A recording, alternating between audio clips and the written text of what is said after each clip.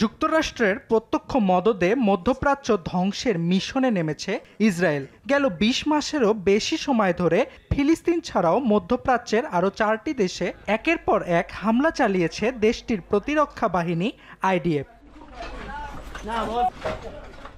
এ সময়ে তাদের চালানো ড্রোন, রকেট, ক্ষেপণাস্ত্র ও বিমান হামলায় দেশগুলোতে নিহত হয়েছে অসংখ্য মানুষ। ফিলিস্তিন ছাড়াও দেশটির কিলিং টার্গেটে রয়েছে ইরান, ইয়েমেন, সিরিয়া ও লেবানন। সম্প্রতি যুক্তরাষ্ট্রভিত্তিক গবেষণা প্রতিষ্ঠান armed conflict location and event data project SLEDর প্রতিবেদনে উঠে এসেছে মধ্যপ্রাচ্য জুড়ে ইসরায়েলের নৃশংসতার এই ভয়াবহ চিত্র। সংস্থাটির প্রতিবেদন অনুযায়ী গেল প্রায় ২ বছরে মধ্যপ্রাচ্যে ৩৫,০০০-এরও বেশি হামলা চালিয়েছে ইসরায়েল। হামলার সংখ্যায় শীর্ষে রয়েছে ফিলিস্তিন।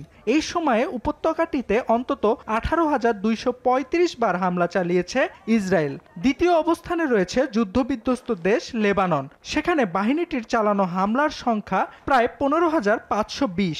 এ সময়ে সিরিয়ায় ৬১৬টি, ইরানে ৫৮টি ও ইয়েমেনে ৩৯টি হামলার ঘটনা ঘটেছে।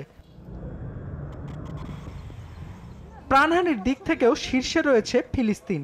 উপত্যকাটিতে টানা ৬২৮ দিনেরও বেশি সময় ধরে চলা ইসরায়েলি অভিযানে নিহতের সংখ্যা ৫৬,০০০ ছাড়িয়েছে। এ সময়ে দখলকৃত পশ্চিম তীরে প্রাণ হারিয়েছে আরও ১,০০০ ফিলিস্তিনি। গাজার পাশাপাশি লেবানন ভিত্তিক সশস্ত্র গোষ্ঠী হিজবুল্লাহর সঙ্গেও সংঘাতে লিপ্ত হয় ইসরায়েল। প্রায় ১৪ মাসের সংঘাত শেষে ২০২৪-এর নভেম্বরে যুদ্ধবিরতিতে পৌঁছায় দুই পক্ষ।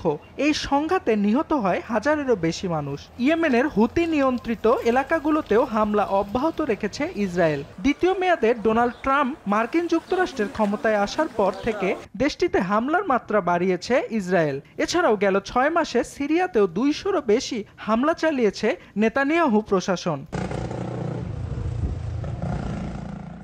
ইসরায়েলের সবশেষ হামলার শিকার ইরান। তবে ইরানের প্রতিরোধের কাছে অনেকটা কোণঠাসা হয়ে ট্রাম্পের আহ্বানে যুদ্ধবিরতিতে সম্মত হয় তেল আবিব।